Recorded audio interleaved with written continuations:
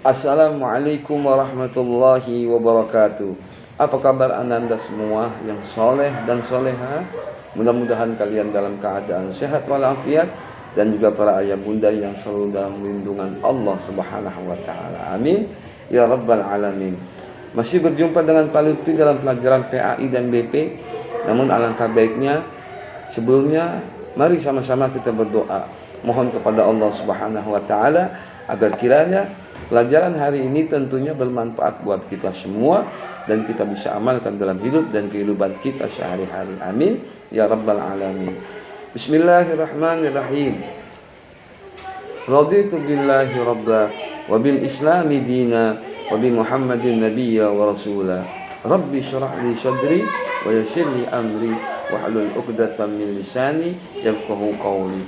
Rabbi zidni ilma warzuqni fahma. Amin ya rabbal alamin. Alhamdulillah, kita jumpa lagi dalam pelajaran, masih membahas pelajaran yang keempat, yaitu yang berjudul Ayo Membayar Zakat. Yang akan kita bahas kali ini adalah bagian D dan E, yaitu orang yang berhak menerima zakat dan hikmah berzakat. Sebagaimana yang telah difirmankan oleh Allah Subhanahu wa taala di dalam surat At-Taubah ayat 60, bahwa disitulah ayat yang menerangkan tentang 8 golongan orang yang berhak menerima zakat. Siapa saja dia? Yang pertama, orang fakir, yaitu siapa? Orang yang amat sengsara hidupnya, tidak mempunyai tenaga dan harta untuk memenuhi kebutuhan hidupnya. Yang kedua, orang miskin. Siapa? Orang yang tidak cukup penghasilan untuk memenuhi kebutuhannya sehari-hari. Ketiga, pengurus zakat atau amil. Siapa? Yaitu orang yang diberi tugas untuk mengumpulkan dan membagikan zakat. Yang keempat, mu'allaf. Siapa dia?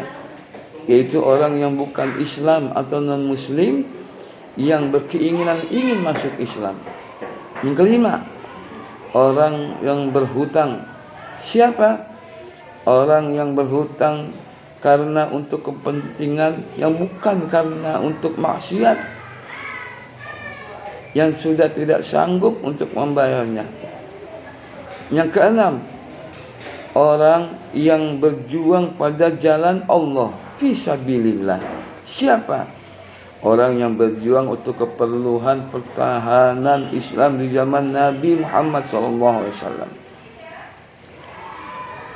Fisabilillah ini mencakup juga kepentingan-kepentingan umum, sosial, dan juga mendirikan masjid, musola, sekolah, madrasah, rumah sakit, guru-guru ngaji, ustadz-ustadz, dan sebagainya. Yang ketujuh, hamba sahaya. Siapa? Budak yang harus dimerdekakan. Dan yang kedelapan, Ibnu Sabil. Siapa dia? Seseorang yang sedang menuntut ilmu namun kesulitan dalam pembiayaannya. Inilah orang-orang yang wajib mendapatkan zakat. Ada 8 golongan atau 8 asnaf yang tercantum dalam Al-Quran surat At-Taubah ayat 60. Lalu bagaimana kita berdoa untuk mengeluarkan zakat? Niatnya adalah nawaitu an ukhrija zakatal fitri an nafsi fardhan lillahi ta'ala. Aku niat mengeluarkan zakat fitrah untuk diriku sendiri, fardu karena Allah Ta'ala. Setelah kita berniat membayar zakat, tentunya ada doa setelah membayar zakat. Apa doanya? Ajrakallahu fima a'taita wa baraka fima abqaita wa ja'alallahu laka tahura. Amin ya rabbal alamin. Dan yang terakhir sebagai penutup dari pelajaran keempat ini, ada hikmah untuk membayar zakat.